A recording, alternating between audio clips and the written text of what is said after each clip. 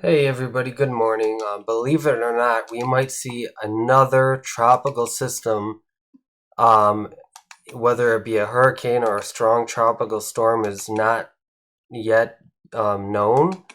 But I'll show you what the models are showing for this potential storm system for which might hit the same areas that the previous storm system hit, which was Hurricane Helene. We're going to take a look.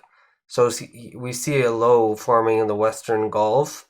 And again, I said we want to keep our eyes on this if it goes into the Western Gulf because there's a lot of warm waters. And lo and behold, here it goes into the Central Gulf, and then it gathers some steam with it. Now we see a 967 millibar low, which is getting close to hurricane status, and this may even be at hurricane status right now. This would be Tuesday, October 8th.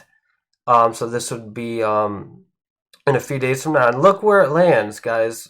This is really not a good situation. This hurricane is landing potentially in some of the same areas that Hurricane Helene made landfall as. So, again, not a good situation. Um, not looking certain, but it is looking probable. So let's take a look at what the National Hurricane Center has to say about this. So here it is labeled as Disturbance 1 with a 70% chance of cyclone formation in 48 hours.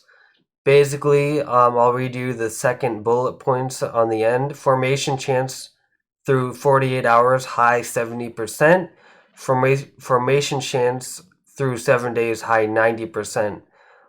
So again, this would be a very bad situation for areas that just got hit with Helene. So just wanted to do a quick little tidbit on that. I will keep you updated on this storm, and thanks for watching this quick little update, and have a great day.